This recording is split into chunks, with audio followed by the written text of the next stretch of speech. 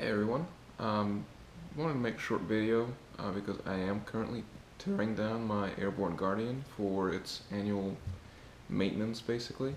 Re-greasing all the bearings, checking whether anything needs to be replaced, changing the chain, that sort of thing. And one of the things that I ended up doing was taking a look at my headset, which you can see right over here. Now, what I noticed was toward the end of the last riding season, the bearings started feeling a bit rough in the headset, so I kind of knew I had to go in and take a look and probably re-grease them, which I thought would be a fairly simple task. When I took them apart, I basically used a screwdriver and a hammer. There's plenty of videos out there that show you how to do that, where you knock out the races and they basically come out of the frame. So easy enough. If you have just a hammer and a screwdriver, basically, you can get it apart.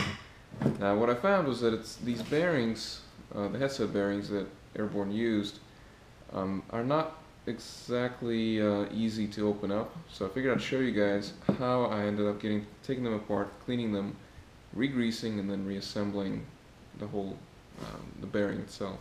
I'm not going to show you how to press in the races in this video. And again, there's plenty of videos out there to show that, but I haven't seen any that describe how to take apart the headset bearing to actually re-grease it. So here it goes. So first things first, this is the top headset bearing. I believe it is identical. Oops, sorry, my light went out. 1 second.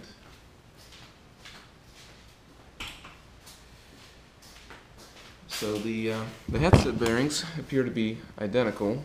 This one I've already re-greased and cleaned up. It's ready to go back in.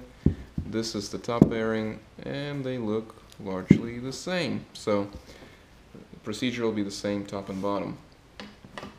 So what you'll find is you can't actually get your bearing apart easily. It's locked in. And these bearings don't have a cage inside. They're basically two races with some balls in between, and there's a small retaining ring here, which is difficult to see until you take the grease off. And then you should notice that there is a steel ring that is located on the inner side of the inner bearing that prevents it from coming out of or going past the balls when you take the bearing out. So all you need to do to disassemble this thing is actually just lift that ring out. So for this, I'm going to take a pick like that, go in there, and you might have to stick your finger in the groove a little bit to kind of hold the ring in place, because it will try to rotate on you. And then just get under it, lift. Now I have it basically coming out of its groove, which is what you're aiming for. And at that point, you should be able to grasp it with your fingers like so and work it out. Now, don't, I guess, word of caution on these are springy, so they will go flying on you if you're not careful. So watch out for that. Good luck finding it in the garage afterwards if that's where you're disassembling this thing. So now, next step, you are now able to take the bearings apart, and my suggestion is to turn it over this way and then simply lift out the inner race. And you'll find that some of the balls will come out on the inner race, others will stay on the outer, and that's fine.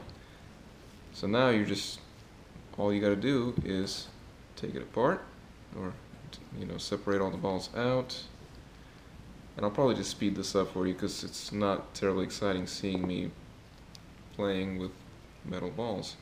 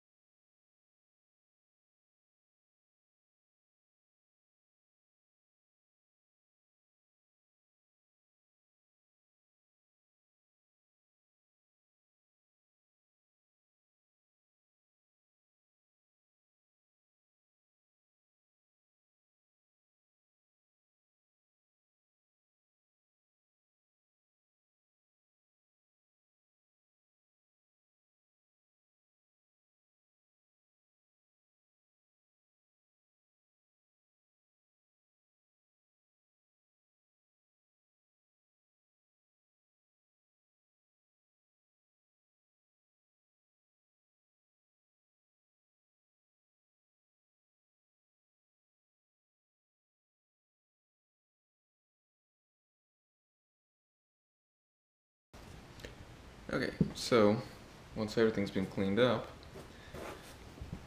grab some grease. I'm using some automotive grease for this. The grease you use is kind of your choice on this one. Some bicycle purists will probably not want to use something out of the automotive store, but for me, this is on hand and it works great for automotive bearings, and it'd probably be more than enough to work in this application. Something else to do as well, when you finally clean all the grease off, is inspect the races for damage. So if your races are scratched, cracked, worn out, you will just want to replace the bearing altogether. Mine are actually okay. They did have some grit in it in the races, which is what was causing the gritty feeling when I was turning the wheel itself. So, or the handlebars.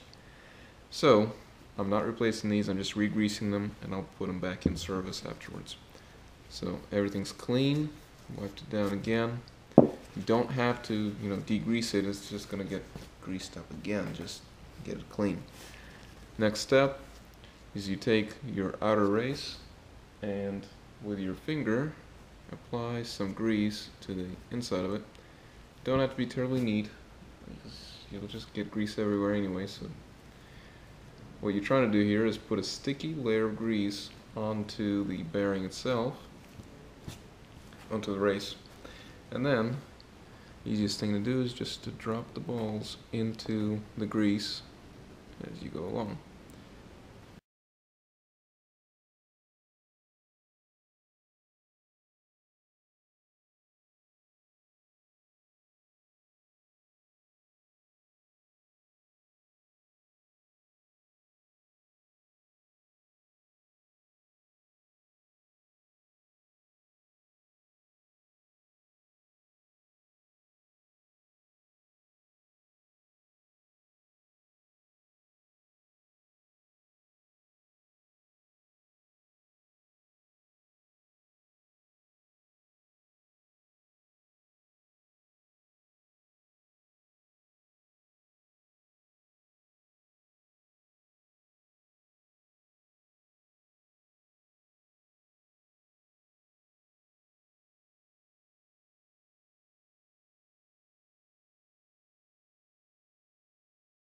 Okay, so all the balls are now in the outer race.